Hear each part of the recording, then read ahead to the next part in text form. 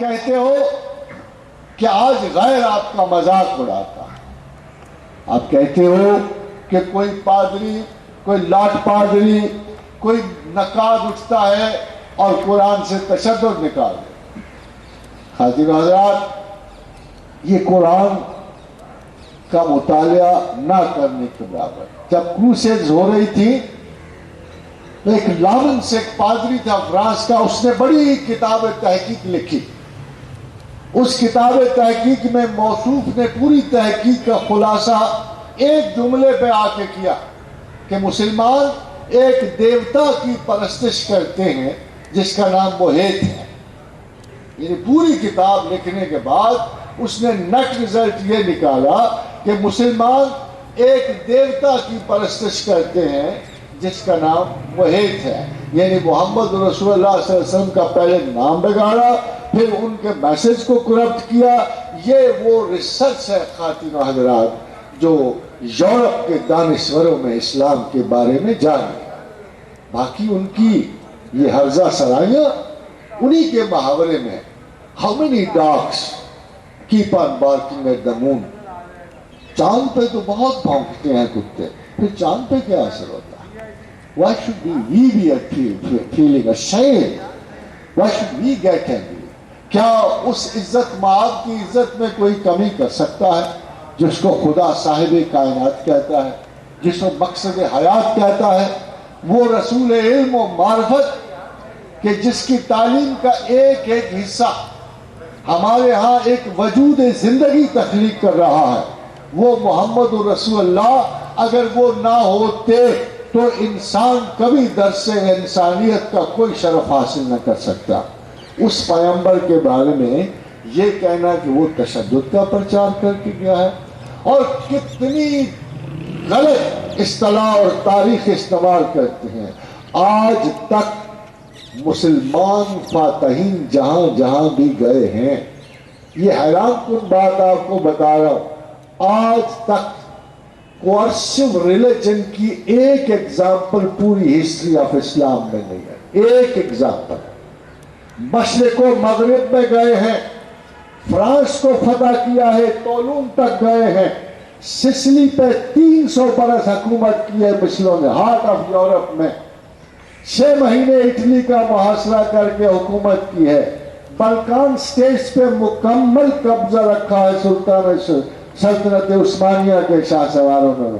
But ایک مثال آپ کو نہیں ملتی جہاں کسی کی فورسیبل کنورشن کی ہے، ایک مثال نہیں ملتی.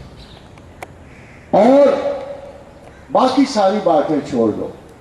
تشدد سے پھیلایا ہوا یہ اسلام جو اس لاٹ پادری کو نظر آ رہا ہے، اس کو انڈونیشیا کبھی نظر نہیں آیا.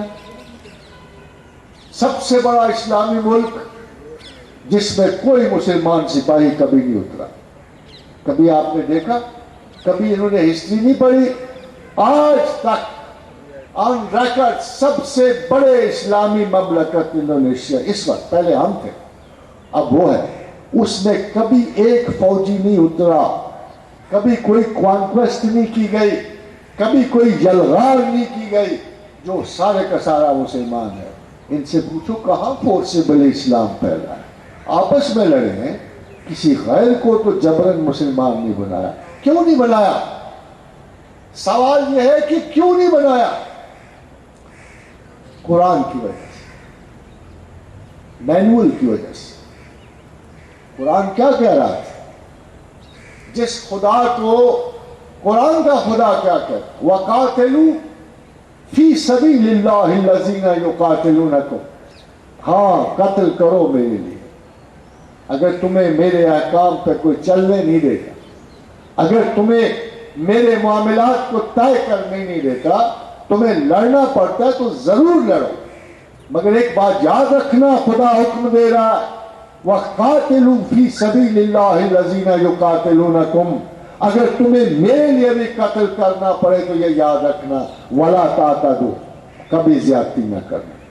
إِنَّ اللَّهَ لَا يُحِبُّ الْمُعْتَدِينَ. یہ اچھی طرح یاد رکھنا کہ تمہارا خدا کسی قسم کی زیادتی، انٹالرنس، بے جا مرڈر نہیں قبول کرتا. تمہارا خدا برداشت نہیں کرتا کہ تم کسی بچے کو مارو، تمہارا خدا برداشت نہیں کرتا کہ تم کسی بے بس عورت کو مارو، تمہارا خدا برداشت نہیں کرتا کہ تم کسی بوڑھے کو مارو، تمہارا خدا یہ بھی نہیں برداشت کرتا کہ تم کسی پھلدار درخت کو ضائع کرو، تمہارا خدا یہ برداشت نہیں کرتا کہ تم اپنے مخالفین کی سرسبز فضلیں اجاڑ دو۔ ہاں، پھر رہ کون جاتا ہے؟ جو تمہیں مارنے آئے بس اس کو مار، جو تمہیں مارنے آئے بس اس کو مار۔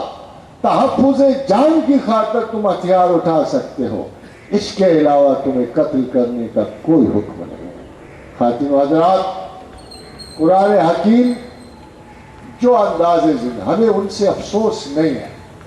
Honestly, I'm not sorry. How can you be sorry for those stupid remarks which have come out of a blockhead?